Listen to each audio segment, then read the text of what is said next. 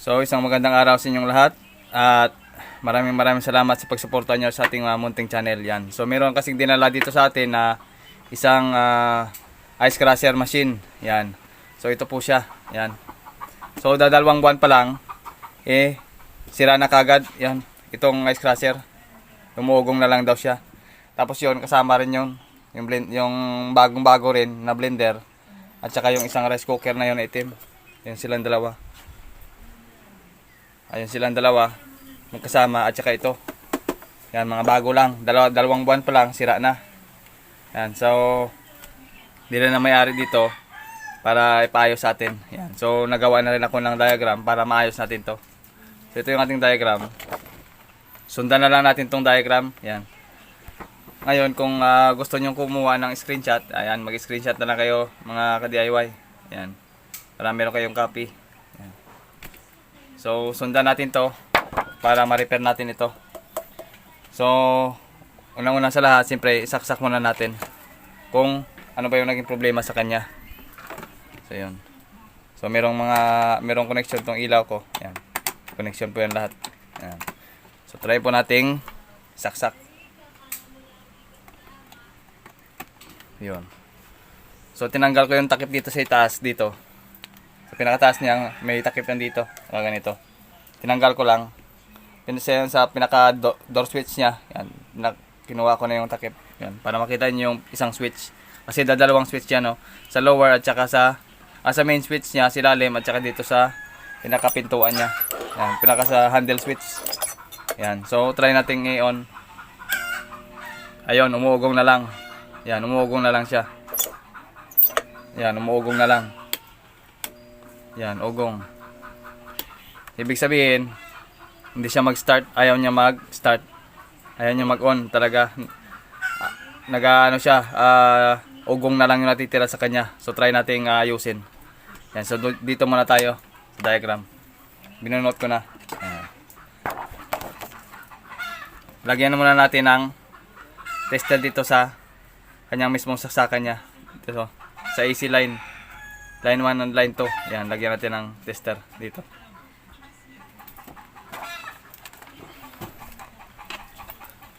Select lang natin sa times 10. Yan.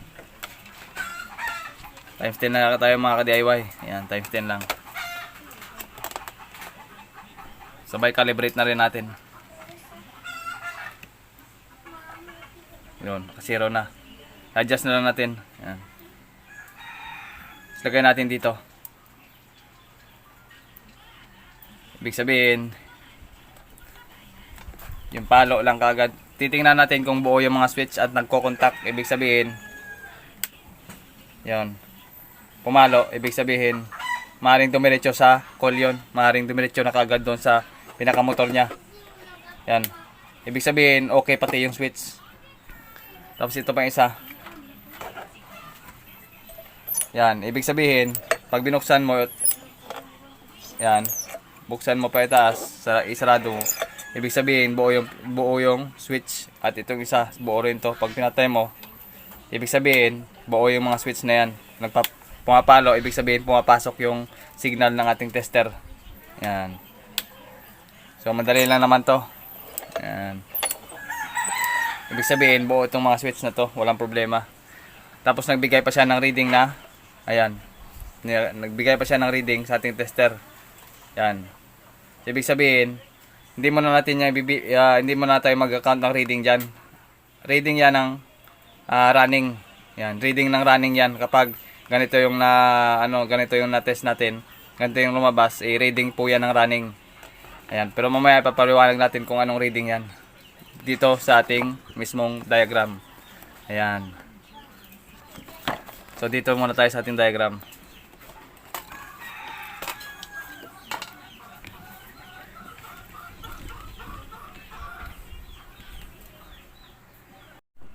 So bago natin buksan yung isang ice crusher, tingnan muna natin yung sign dito. Ito yung pinakamotor niya. Yan, pinakamotor niya yan. Sa loob nito, nandito yung common, starting, running. So mamaya buksan na lang natin ito para makita nyo lahat dyan. So paglagay kagad natin ng dalawang test probe dito sa dulo. Dito nilagyan natin dalawang test probe dito. saksakan. Kumonekta kagad yung signal ng anti-tester dito. Diretso kagad yan dyan. Kaya sinabi ko kaneng running, kasi running yung dinaanan niya. Ayan o. Running yung dinaanan niya. Ayan. Ayan, running yung dinaanan. Pati nagbigay pa siya ng contact dahil na-switch natin itong sa itaas. Ito yung sa itaas na switch. Ito rin yung sa ibaba na switch. Yan. Yan po yung mga symbol ng mga switch. Ito yung mga simbolo ng mga switch. Yan. Kaya pag pindot natin kanina doon, sa sa lower, sa pinaka main switch niya sa ibaba, kumukontak dahil pag on ito kanina naka-on din, ay diretso na yan doon. Diretso na. Ayan. Kaya running yung unang na-read natin. Yan. Yan, running yan running na yan Yan, running yan. Running coil yan, running coil. Ibig sabihin, kapag running coil, ang ating machine, yan kasi ang running ang nagdadala o nagpapaikot talaga sa kanya. Tinutulungan niya lang siya ng starting na coil. Tinutulungan siya para maitawid yung kabilang signal ng ating kapasitor. Yan. Tinutulungan siya ng running dahil sa kapasitor. Yan. Pero ito talaga ng starting sa kapasitor. Yan. Yung running talaga ang nagra-run dyan. Kaya running tawag doon. Running. So, dito tayo mamaya titest. Sa loob. May 3 pinagbuhol yan dyan sa loob. Titingnan natin doon. Dito una tayo tira. Dito. Yan. Yan. Pareho rin naman yan dito. Pareho rin naman yan. Yan. Yan. Pareho rin naman yan. Yan. Pareho rin naman. Ayan, dito tayo tutok. Yan, sa loob. Yan ang unang test natin to sa loob. Dito sa loob ng machine. So, bago yon, buksan muna natin yung machine. So, sundan natin to. Tapos, magbibigay tayo ng bawat reading. Titingnan natin kung saan ang may problema. Running, or starting, or common yung nagka-problema. O itong kapasitor. Tingnan natin to sa loob. Buksan muna natin. So, yan. So, madali lang naman to. Ang mga ganito kasi mga ice crusher, same lang ito ng mga washing machine. Washing machine siya. Washing machine yung setup ng kanyang motor. Yung forward lang yung pinagana. Yan. Sa madaling salita, forward lang yung pinagana sa isang setup na washing machine. Tapos yung wire niya yung wire na ginamit sa kanya, nilagyan lang ng 2 switch. Yun, parang gano'n lang yun. Tayo nabuksan, so binuksan ko na nga siguro ito yung iba. Yan.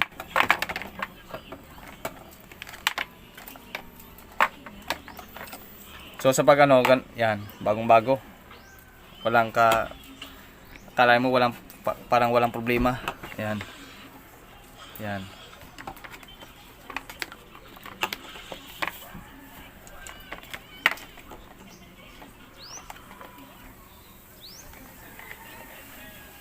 Kung makikita nyo guys, ang common talaga. Ang common, magaling dito sa saksakan niya, dito sa saksakan. Direkta yan dito sa motor ang common. Ang motor kasi, yan para siyang washing machine Ang motor niya, lumabas ang blue, magaling sa motor, lumabas ang blue. Ibig sabihin yan, common yan. Kahit iba yung kulay, basta rekta yun sa isang saksakan natin, ibig sabihin common ang tawag dyan. Yan common ang tawag dyan. Ayan. Rekta na yun dito sa saksakan, labas na yun dito. Dito na yan pupunta sa cord, yan. Yung isa, itong blue. Yan, wala siyang kaagaw. Tapos itong isa, yung lumabas sa motor na kulay red, solo lang siya sa kapasitor. Ayan Yan Yan, ibig sabihin yan, starting lang siya. Ito yung running, yung yellow running. Yan Dahil siyang nagra-run, ito yung running niya. 3 sila dyan, isang kapasitor, isang papuntahin doon sa switch. Yan Yan, 3 sila dyan. 3, 2, 1. Yan. 1, 2, 2 wire. 3. Yan. So, ibig sabihin, ganito yan. Yan. Bali, yung common talaga, sa line 1, o line 2 man tawagin, nagmamayari yan ng common sa motor, yung blue. Yan Ayan. Ayan siya. Ayan. Pasok yung motor. Palabas ng motor, itong blue. ito naman yung papasok pupunta sa kanya, puntang saksakan to, sa ilalim itong blue. Kaya ito yan siya. Itong blue na to. Yan. Pumasok sa fuse ng motor dito mismo sa loob. Yung fuse. Walang fuse sa labas, dito sa loob ang fuse niyan. Fuse, yan. Tapos yung running na tinatawag, yung kulay yellow, ito sila, yung yellow na ito, tatlo sila dito. Ito yan, oh. Kulay black lang yung nilagay ko. Ay, kulay green. Kulay green yung nilagay ko. Ito parang black siya, tingnan. Yan. So, tatlong wire sila dyan. Isa, dalawa, tatlo. Isa, dalawa. Isa. Yan. Isa. Ito, dalawa sila. Tatlo sila dyan. Ibig sabihin ng tatlong yan, running na yan. Running yan. Yan, o. So, paano nga ba mag-test yan? Ganito lang. Dali lang yan. So, kailangan nating mananatili ang isang test probe. Isang test probe mananatili dito sa common. Yan, mananatili sa common ang isang test probe. Ang isang test probe din, tutusukin natin dito. Itusok natin dito, kunan natin ang reading yung running. Yung tatlo sila, 1, 2, 3. Yan. Ayan. Kukunin natin yung running. Pagtapos makuha ng running, ibibigay natin dito sa taas kung ilan ang reading niya. Tapos pag ang sunod nun, itong starting na naman. Yan, kukunan natin yung reading. Kasi, ganito yan, oh. Ang mayayari niyan. Bale, pag ganito, dadaan yung signal ng tester dyan. Yan, dadaan ng coil, ibig sabihin makaka-reading. Ang mayayari nun, yung running. Yan. Tapos sunod next natin ito. Itong starting. Dadaan naman yung signal ng tester dyan. Ibig sabihin, dadaan siya ng coil. Makaka-reading yung starting. Kaya, kukunin natin yung dalawang ito. Unahin muna natin yung running, yung tatlong wire sila. Tapos ang common, mananatili lang muna dito. Yan. Ibig sabihin, ang common ito, ang blue. Ito. Tusukin muna natin dyan. Ah, hindi. Calibrate muna natin yung ating tester. Yan. Okay. So, zero lang muna natin. Yun. So, mananatili muna yung isa dito. Sa common. Yan. Nanatili yung common dyan, yung isang test probe natin. Yung isa naman ito, ipasok natin dito sa tatlo kanina. Ito. Dito sa tatlo. Kahit nandyan yung capacitor, walang problema. Basta analog yung ginamit natin sa pag-test. So, itusok natin dito sa tatluhan. Dito. Sa tatlo. 1, 2, 3. Tatlo sila. Yan, o. Tusok natin yan. Tusukin natin. Kahit wag muna tayo magputol. Tusok lang. Okay na muna yan. Ibig sabihin lang, common to, running, tatlong wire sila dyan. Ayan. So, ang lumabas na reading. So, ang lumabas na reading ay common to, running, sa tatlong wire. Ayan. Kita ba? So, 5, 5.5, 6, 6.5, 7, 7.5, 8. Ayan, 8. So, ibig sabihin, 8 ohms ang lumabas. Dahil naka times 10 tayo, kahit wag mo nang i-times yung na-reading mo na 8 ohms, okay lang yon. So, ilagay natin dito ay 8 ohms. So, 8 ohms yon. From common to running, ibig sabihin 8 ohms. So, lagyan natin ito ng 8.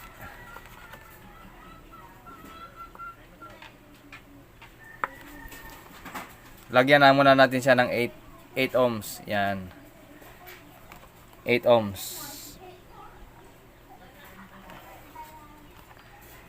8 ohms. Pag naka times 10 kasi tayo, magiging 80 ohms. So, wag na natin i-times sa 10. Basta na-select lang yung tong tester natin sa times 10. Eh, kahit yung 8 lang, okay na yan. Reading lang naman ng motor lang naman. Hindi naman siya mga transistor. Hindi naman pala resistor. Kung mga motor lang naman, ay okay lang naman yan. Yung reading na yan natin. Wag na natin i-times sa 10. Okay na yon. So, 8 ohms yung lumabas. Yan. Next naman, mananatili pa rin yung common. Dito ulit tayo sa starting niya. Yan. Common to starting na naman. Para yung contact ng tester pag ganito na naman. Yan o.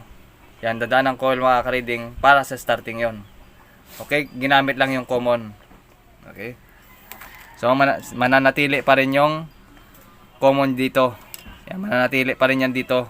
Ang common. Ang gagalawin lang ito, isa. Ito, ilipat man natin dito sa isa na naman dito. Tinanggalan natin doon sa running, dito naman sa starting. Yan. Kaya tinawag siyang starting dahil nagsusulo siya sa capacitor papunta. Yan o. Yan. Hindi katulad dito sa iba na tatlo. Yan. So, ang lumabas na reading dyan ay ayun. Ang na-reading natin ay 5, 5.5, 6, 6.5, 7, 7.58. So, ibig sabihin, 8 ohms din ang lumabas na reading. Yan. So, ilagay natin dito. Magmula sa common hanggang sa punta dito common to starting ay 8 ohms din. 8 ohms. Yan. 8 ohms plus 8 ohms is equal to 16. Yan. Ngayon, tapos na tayong mag-reading dito sa running at saka sa starting. Ngayon, dalawa sila mismo i-reading natin. Hindi na kasali itong common na to. Hindi na kasali yung common, bali ito yung last na reading sa kanilang dalawa. Ipagsama natin itong dalawang to. Yung 8 ohms at saka 8 ohms, kailangan ang lalabas 16 ohms. Kailangan 16 ohms ang total. Kailangan maging 16 ohms. Yan. Kailangan maging 16 ohms silang dalawa. Ngayon, para mangyari yon, ilalagay natin yung dalawang test probe dito sa dalawa. Hindi nakasali yung common. Dito sa dalawa, sa starting at saka sa running. Yan. So, ang mangyayari, tatanggalin yung common. Ito. Tapos, ipasok natin dito sa dalawa. Dito. Yan. Ang last na reading. Ito pinaka-last na reading sa motor. Ang common na ito, wala to. Pabayaan na natin yan. Itong pinaka-last, itong dalawa sila. Yan. Bali ang nangyari, ito na yon at saka ito. Bali, 8 ohms yung reading dito. 8 ohms dito. Kailangan, yung 8 plus 8, magiging 16. Ipa-plus yun. Kasi kapag iba yung nag-reading, kapag yung reading niya ay 20 or ang reading niya ay 4, ibig sabihin sira ang motor na ito. So kailangan maging 16 siya or mga 15.5, okay na yon. Yan. So ang lumabas na reading nung tinusok natin silang dalawa, ito. Ang naging reading nilang dalawa. Ayan. 10, 11, 12, 13, 14, 15, 16. So, ibig sabihin, tamang-tama. 10, 11, 12, 13, 14, 15, 16. Yan. So, ibig sabihin, good yung motor. Ibig sabihin lang,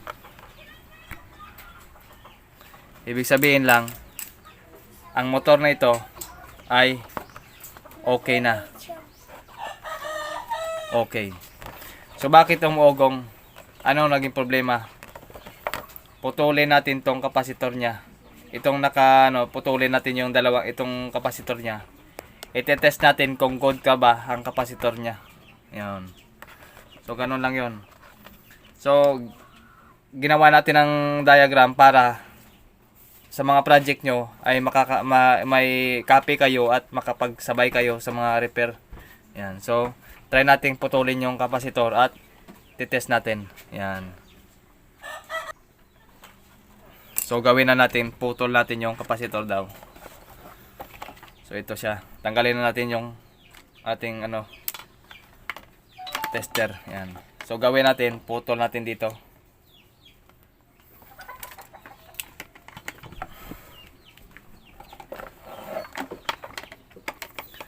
putol muna.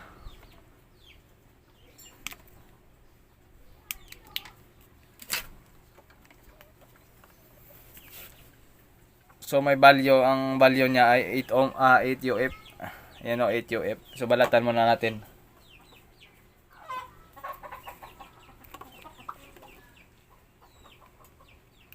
Balatan muna. Ayan. Nabalatan na. So discharge muna natin yan. Pag na-discharge niya, hiwalay muna.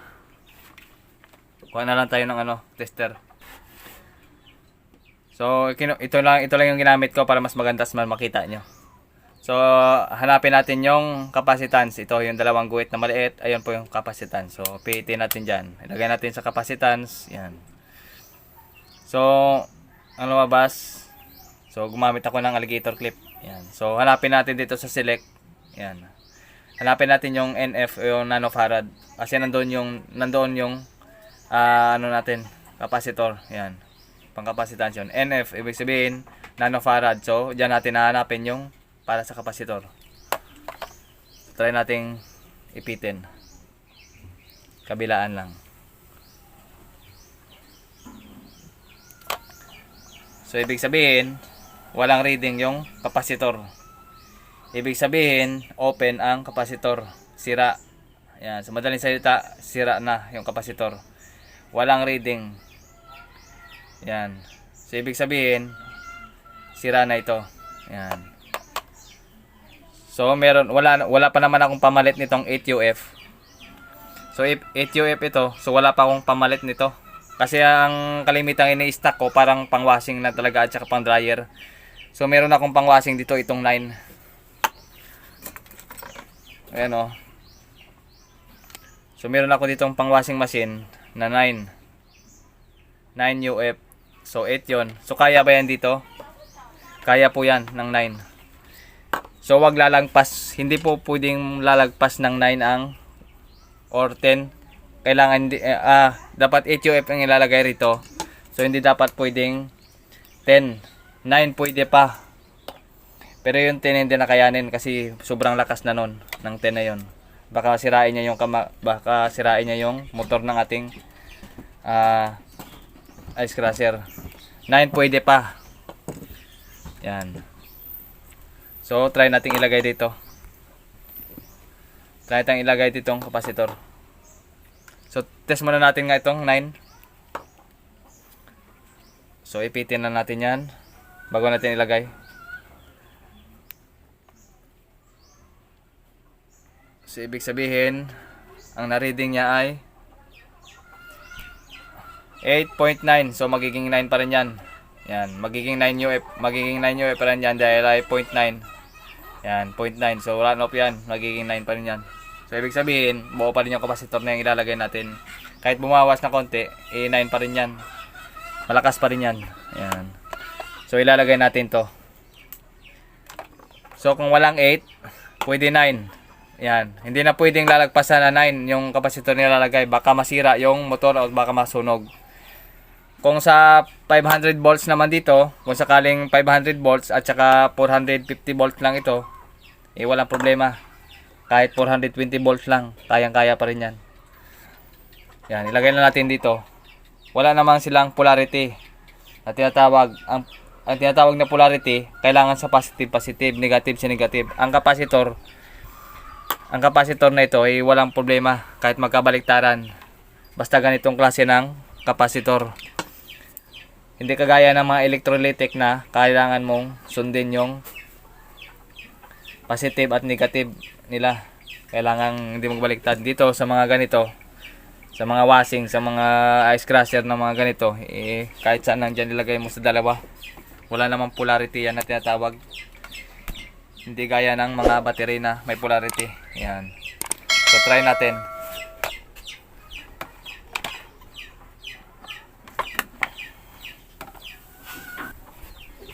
So, isarado ko muna dito. Yan, sarado na. So, good na yon. Tapos, ready natin dito. Saksak. So, kapag kayo, mga ganito, so, lagyan nyo na lang ng tape. So, akin kasi, hindi ko na nilagyan ng tape. Hindi ko na alam kung saan ko nalagay yung tape kanina. Alisin mo natin yung mga tester dyan. Yan. Yan, so nalagay na natin. Pag kayo, lagyan nyo na lang tape kasi nilagay ko lang muna dyan. So try natin isaksak. Pandarin muna natin. Dito. Saksak na natin. Yun, ibig sabihin, good na. Yun. So, maandar na siya. Yan. Ibig sabihin, good na yung unit, maandar na. So, ayan guys, so tinanggal ko yung ano niya. Tinanggal ko yung takip niya. Ayan, tinanggal ko yung pinaka ano niya, ito, takip. So, ayan. Ayan, para makita nyo yung gumagana. Ayan. Yun. Ibig sabihin, gumagana yung ating ice crusher. Ayan.